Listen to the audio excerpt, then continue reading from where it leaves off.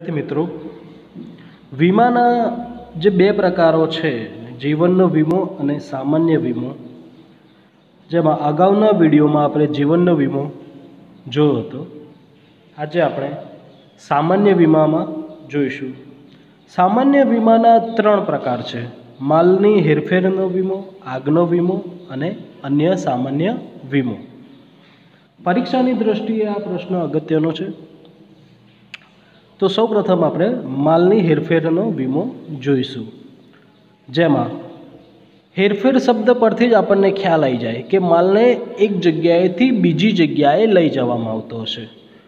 તો જ્યારે માલને એક સ્થળેથી બીજા સ્થળે લઈ જતા તેને પૂર્ણ કે આંશિક નુકસાન થવાનું જોખમ હોય છે, તો આ અંગેના વીમામાં દરિયાઈ વીમો, હવાઈ વીમો, માર્ગ વીમો અથવા રેલવે કે રસ્તા વીમા તરીકે ઓળખાય છે. એટલે કે માલને એક સ્થળેથી બીજા સ્થળે લઈ જવામાં આવે, એ પછી તમે એને દરિયાઈ માર્ગે એટલે કે જહાજ દ્વારા લઈ જાઓ, હવાઈ વીમો એટલે કે વિમાન દ્વારા, રસ્તા ઉપર ટ્રક છે કે પછી રેલવે દ્વારા લઈ જાઓ. તો આવા કોઈ પણ માધ્યમ થકી તમે માલને એક સ્થળેથી બીજા સ્થળે લઈ જાઓ ત્યારે માલને પૂર્ણ કે આંશિક નુકસાન થવાનું જે જોખમ હોય છે એની સામે જે રક્ષણ આપે છે એ માલની હેરફેરનો વીમો છે. એમાં સૌથી પહેલો આપણે દરિયાઈ વીમો જોઈશું. દરિયાઈ વીમા શબ્દ પરથી તમારા મગજમાં એક મોટું જહાજ આવતું હશે, ખરું કે નહીં? દરિયાઈ માર્ગે માલ મોકલવાનું ઘણું સસ્તું છે, પરંતુ વિલંબકારી અને જોખમી પણ છે. જો દરિયાઈ માર્ગે માલ મોકલવાનું ઘણું સસ્તું છે, કારણ કે જે જહાજ છે ઘણું મોટું આવતું હોય છે અને એ જહાજમાં ઘણા બધા કન્ટેનરમાં માલ મૂકવામાં આવે છે. પણ આની એક મર્યાદા છે કે આ બહુ જ સમય માગી લે છે. ઘણો બધો સમય એક જગ્યાએથી બીજી જગ્યાએ માલ મોકલવામાં થાય છે અને જોખમ પણ રહેલા છે. તો દરિયાઈ જોખમો આપણને ખ્યાલ છે. બીજું કે દરિયાઈ લૂંટેરાઓ, ચાંચિયાઓ જે આપણે જાણીએ છીએ, ઘણી બધી મૂવી પણ આપણે જોઈ છે, પાયરેટ્સ ઓફ કેરેબિયન નામની. તો માલ ચોરાઈ જવાનો, માલ પલળી જવાનો કે બીજા કોઈ પણ જોખમોના કારણોસર દરિયાઈ માર્ગે માલ મોકલવાનું જોખમી છે. 18મી સદી પહેલાં મોટા ભાગનો આંતરરાષ્ટ્રીય વેપાર દરિયાઈ માર્ગે થતો હતો, જે આપણે જાણીએ જ છે. વિદ્યાર્થી મિત્રો, સમાજશાસ્ત્રમાં તમે શીખી ગયા છો કે આપણા ભારત દેશમાં પણ દરિયાઈ માર્ગે માલની હેરફેર થતી હતી. આથી વીમાનો આ પ્રકાર સૌથી જૂનો અને સર્વવ્યાપી છે. લોર્ડ્સ ઓફ લંડન નામની સંસ્થાએ દરિયાઈ વીમાની શરૂઆત કરેલી. પરીક્ષામાં પૂછાય છે કે દરિયાઈ વીમાની શરૂઆત કોણે કરી હતી? તો લોર્ડ્સ ઓફ લંડન. અને આ સંસ્થાએ 325 વર્ષથી પણ વધારે સમયથી પોતાની વિશ્વસનીયતા જાળવી રાખી છે. બરાબર છે? એટલે દરિયાઈ વીમો, જ્યારે દરિયાઈ માર્ગે માલ મોકલવાનું ઘણું સસ્તું છે, વિલંબકારી અને જોખમી પણ છે. તો જ્યારે આવા જોખમ ઉદ્ભવે ત્યારે આપણે દરિયાઈ વીમો લઈએ છીએ. હવાઈ વીમો, એર ઇન્સ્યોરન્સ. 19મી સદીના ઉત્તરાર્ધથી હવાઈ માર્ગે માલ મોકલવાનું શરૂ થતાં હવાઈ વીમાની શરૂઆત થઈ. હવાઈ વાહન વ્યવહાર ખૂબ જ ઝડપી પરંતુ ખર્ચાળ અને જોખમી છે. તમે જાણો જ છો કે હવાઈ માર્ગે જ્યારે માલ મોકલવામાં આવે તો ખૂબ જ ઝડપથી માલ પહોંચી જાય, પરંતુ ખર્ચાળ. હવાઈ માર્ગે માલ મોકલવાનું તો ઘણું બધું ખર્ચાળ છે ને. આથી હવાઈ વાહન વ્યવહાર મારફતે કિંમતી અને ઓછા વજનના જ માલની હેરફેર થતી હોય છે. દરિયાઈ અને માર્ગ વીમાની સરખામણીમાં હવાઈ વીમાના પ્રીમિયમના દર ઊંચા હોય છે, તેથી આ ખર્ચાળ પણ હોય છે.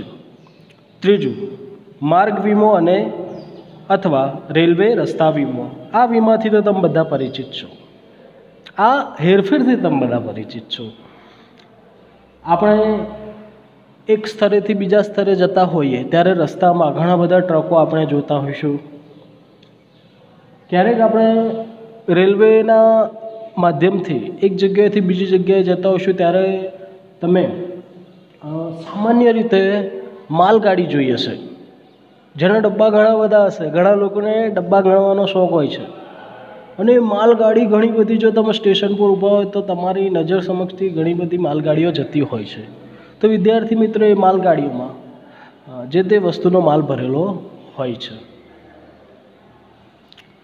તો માર્ગ વાહન વ્યવહારમાં જમીન માર્ગ અને રેલવે માર્ગનો સમાવેશ થાય છે.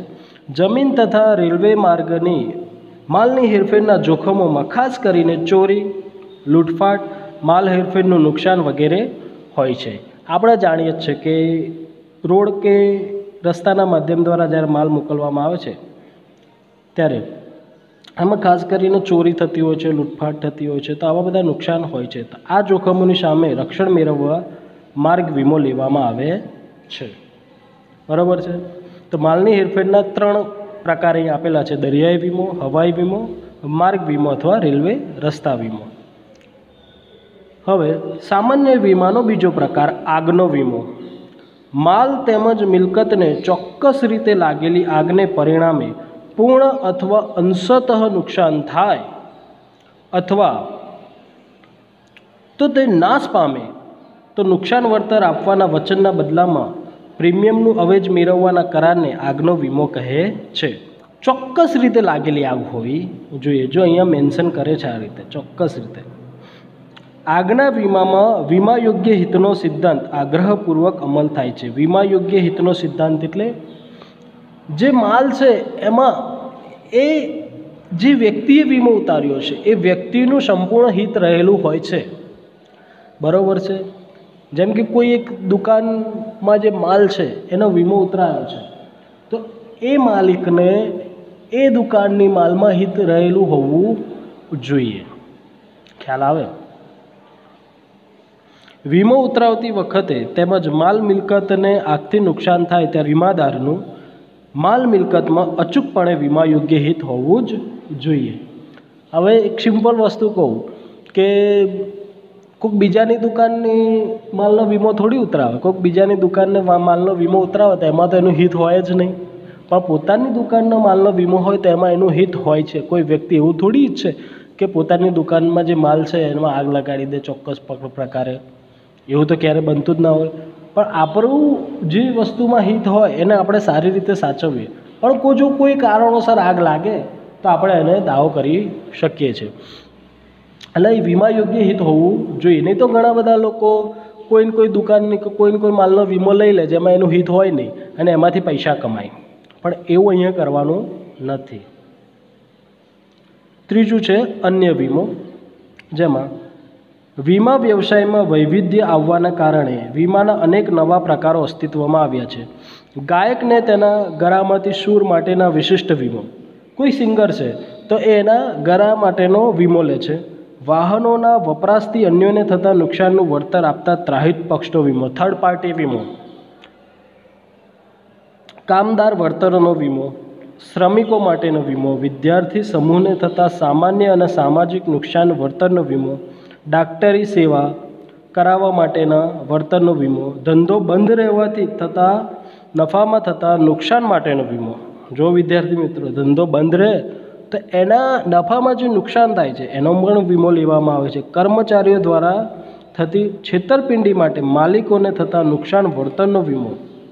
રમતગમત સ્પર્ધાઓ કુદરતી કે અકુદરતી પરિબળોને કારણે જો યોજી ના શકાય કે મુલતવી રાખવી પડે તો તેનાથી જે નુકસાન થતું હોય તે અંગેનો વીમો. આવા અનેક પ્રકારના વીમાઓ અસ્તિત્વમાં આવ્યા છે.